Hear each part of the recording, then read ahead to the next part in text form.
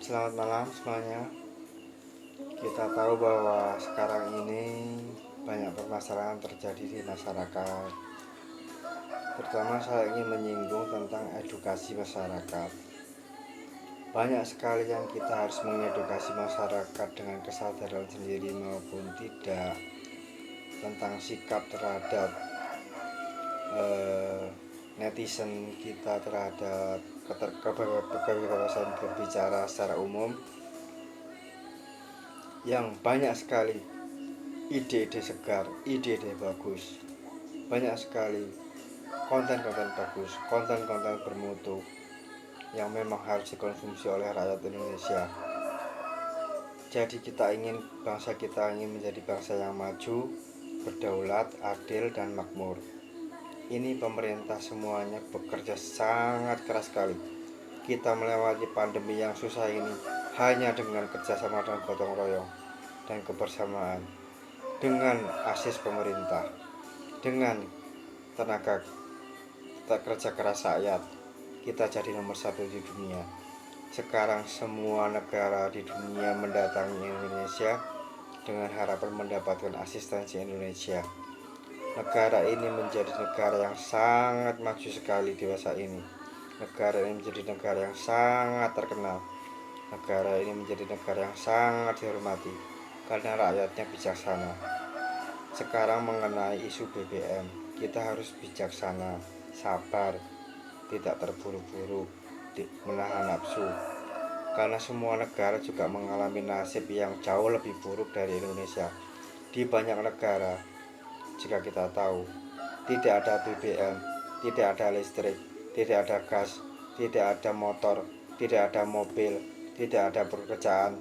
Di negara kita bersyukur semestinya, dengan walaupun seandainya skenario pemerintah menaikkan harga BBM, maka kita jauh lebih baik daripada mereka di negara lain yang kelaparan, tidak punya gas, tidak punya akses air, tidak punya listrik, tidak punya kendaraan. Kita masih memiliki semuanya sekarang.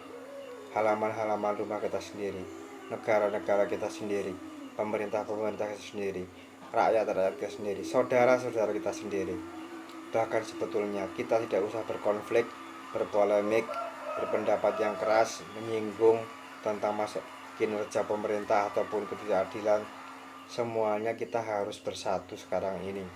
Bukan waktunya lagi salah-salahan, bukan waktunya lagi mengomentari jelek. Ini sudah mau krisis di negara lain. Indonesia masih bertahan, Indonesia masih nomor satu, Indonesia masih terbaik. Itu hasil kerja keras kita semua, anda semua, orang-orang di atas, semua orang. Cuman yang saya ingin usulkan adalah permodalan mikro masyarakat. Kita tahu penghasilan masyarakat kita sekitar 300.000 sampai 600.000 rupiah per bulan untuk menanggung 2-3 orang. Itu tidak mungkin dilakukan dalam waktu terus menerus tanpa skema bantuan bansos yang baik.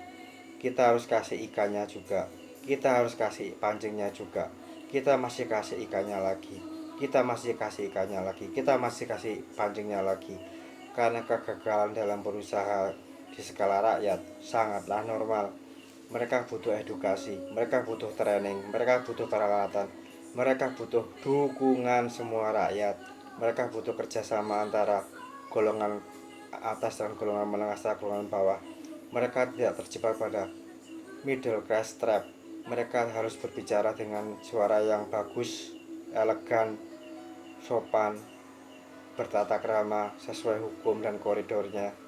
Kita harus berpendapat dengan dewasa mengenai masalah BBM ini. Pemerintah harus menanggung nyaris 700 triliun di setiap liter mobil motor kita. 7.000 rupiah. Kalau sudah 4 liter sudah 28.000 rupiah pemerintah mengeluarkan uang supaya motor kita bisa berjalan. Alangkah baiknya sekarang semua bersikap legowo, bersyukur bandingkan dengan negara lain. Kalau seandainya skenario paling buruk kita mengalami kenaikan BBM, tidak terjadi riak politik, sosial, budaya, pertahanan, keamanan di negeri ini. Ini negeri kita sendiri, ini halaman rumah kita sendiri, ini wilayah kita sendiri. ini mundu-mundu kita sendiri, jangan kita rusak sendiri. Kita bangun bareng-bareng. Sudah, kita legowo saja.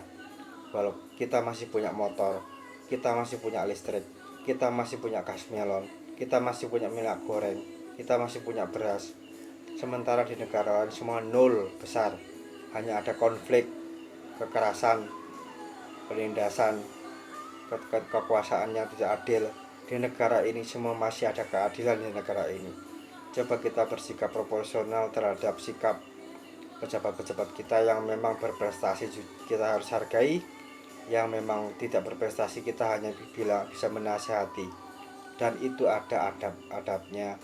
Lebih baik kita berbicara secara privat, lebih baik kita berbicara secara tertutup mengenai apa yang harus kita kembangkan, apa yang harus kita atasi, apa solusi kita tentang ini. Mari bersama-sama menggunakan medsos dengan baik, bukan gontok-gontokan, bukan ejek-ejekan, bukan kontraproduktif. Tapi negara ini PR semua bangsa ini. Butuh banyak dermawan di negara ini, butuh banyak kepedulian sosial di negara ini, butuh banyak dapur umum di negara ini, butuh banyak sumbangan permodalan di negara ini. Ini hanya bisa dilakukan oleh negara atau orang yang punya duit. Sementara kita sebagai masyarakat juga sadar bahwa negara tidak sepenuhnya bisa membantu sampai uang, misalnya ayam geprek kita itu tidak mampu. Masyarakat kita sendiri harus bangun. Dulu kita bersatu, semua penjajah kita lawan dengan dapur umum, dengan gotong royong, dengan semangat, dengan perjuangan. Ini 77 tahun Indonesia merdeka. Seharusnya kita jauh lebih baik.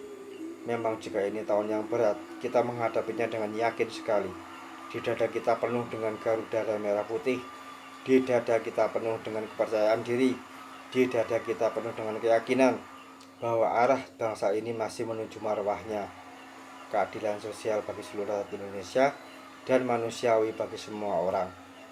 Golongan miskin butuh sekitar 5 juta rupiah hanya untuk membangkitkan ekonomi, dan jujur mereka mesti punya utang dipinjol. Butuh lebih banyak dari itu. Kita harus mengatur skemanya. Sampai kita mungkin harus menghitung begitu banyak angka yang bikin kita tidak bisa realistis lagi tentang ini. Sejujurnya mereka tidak butuh hanya 600.000 per bulan. Mereka sejujurnya butuh 10 juta rupiah per kepala. Dan itu mungkin PR kita lagi, PR saat ini, PR besok, PR besoknya lagi. Bangsa ini lapar 4 hari, bangsa ini lapar 5 hari. Bangsa di kalangan bawah seperti itu. Bagaimana kita bersikap jika kepedulian sosial kita tidak ada?